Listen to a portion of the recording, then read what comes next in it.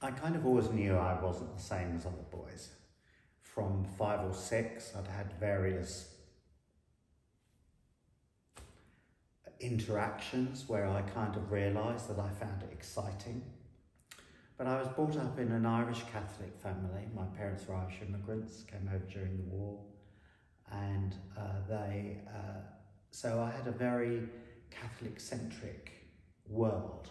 The first time I kind of realised that other people had different ideas than Catholics was when I went to college when I was 16. But by then I was pretty clearly aware about my sexuality. So I hid it. I went to great lengths to hid it. I was very gregarious and popular and made sure that I was popular so that I couldn't be victimised, because I had this terrible secret, and my fear was that if my secret was exposed, that I would be rejected. And that was the fear that I carried with me for a very, very long time. So got married at 19, and because I thought that was what you did.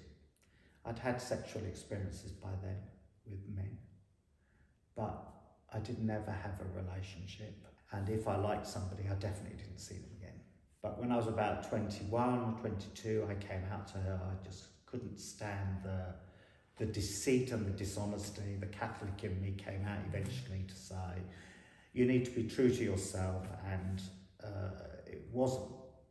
it didn't go down well. She couldn't accept it. After we completely split up and I started this relationship with a man, and I was 29, that was when I lived openly about being gay, and I made no excuses about it. And about 5 or 6 years later was when I joined the London Gay Men's Chorus. So I joined the chorus because I was looking for something that was about me. I wasn't necessarily looking for something to validate my sexuality. And joining the chorus was part of satisfying that need to have a political interest. And the church still, religion plays an important part in my philosophy about morality, but I pick and choose, I suppose, and that is the difference. I feel as though I'll choose the bits that I want and it make me feel okay, like music, and I'll even go to services because I know they have fantastic music. But I don't feel as though there's any hypocrisy in that or anything else. It's about right and wrong and good and evil, and I think that's the same irrespective of your sexuality or what religion you are, because that bit's all the same for everyone.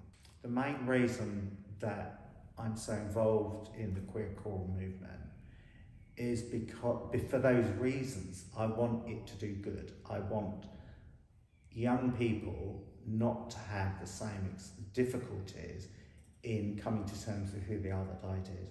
And when they do realise who they are, that they have a safe space to explore that. I've made serious friendships in the chorus.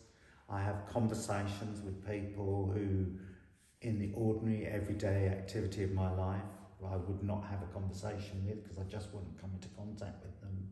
And we're all there sharing a space through our love of music primarily. And because we're a mission-driven organisation, although people subscribe to that in different degrees, I think there's a general feeling that we're doing good and we're there for a good reason. And so, yes, I like the fact that it's a very broad church of people, and I think that's a good thing. Coming out is something that we do practically every day of our lives. Coming out either as gay or whatever we're coming out about. And we make a value judgment each time we do that. So coming out doesn't happen once. It happens repeatedly through your lives. I feel as though I'm authentic without having to say, hello, my name is Martin, I'm gay. It's like, I'm Martin and I'm a person. Being gay is my attraction in my life. And I certainly don't ask you questions like that or even think about it. So I'm often surprised by people's inquisitiveness and So I see part of our role is to combat some of that ignorance. I wasn't seeking what I found when I joined the chorus. I was just seeking something else, and I didn't really know what it was. And it was only later that I was able to really articulate it and to say, do you know what, there was something missing in my life, and it was about a piece of me that was missing.